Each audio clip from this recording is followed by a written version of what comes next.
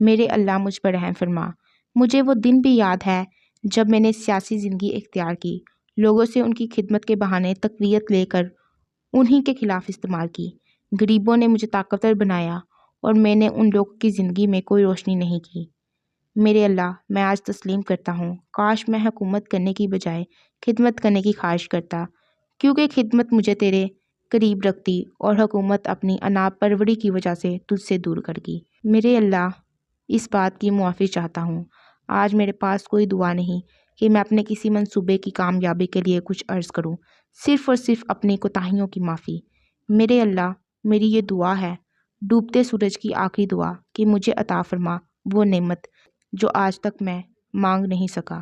تو جانتا ہے کہ مجھے کس چیز کی ضرورت تھی، تو جانتا ہے کہ وہ کیا نعمت ہے اور کیا دولت تھی جس کا سوال مجھے بڑی دیر پہلے کر دینا چاہیے تھا، لیکن میرے پاس یہ شعور نہیں تھا۔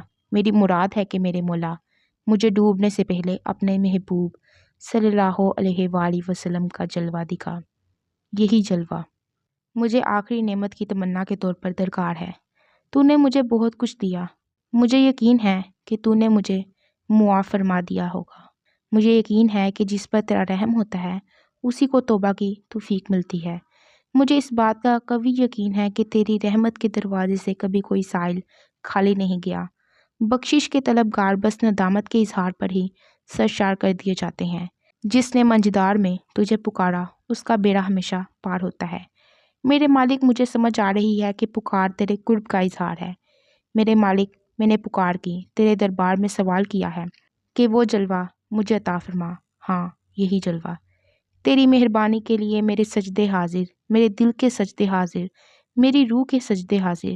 میرے پاس انتہا کی چیز انکساری ہے اور تیرے پاس بندوں کے لیے انعام اپنے محبوب صلی اللہ علیہ وآلہ وسلم کے جلوے ہیں۔ جلوہ سب تیرا ہی ہے، مظہر انوار ذات محبوب صلی اللہ علیہ وآلہ وسلم ہے۔ میرے مالک، آج اتنا مبارک لمحہ تو نے عطا فرمایا کہ پھر میرے اندر ایک تمنا اور پیدا ہو گئی۔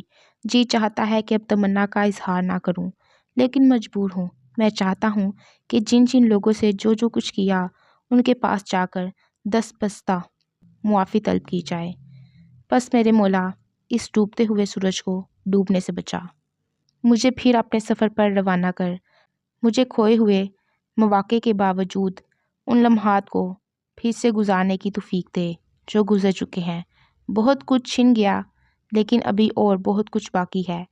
اے دعائیں قبول کرنے والے، تیرا شکریہ کہ میں اب آوازیں سن رہا ہوں۔ ڈاکٹروں نے میرے لواحقین سے کہا ہے کہ مبارک ہو، مریض بچ گیا ہے۔ کسی کو کیا پتا کہ کیا ہوا تھا اور کیا ہو گیا اور اب اور کیا کچھ ہونا باقی ہے۔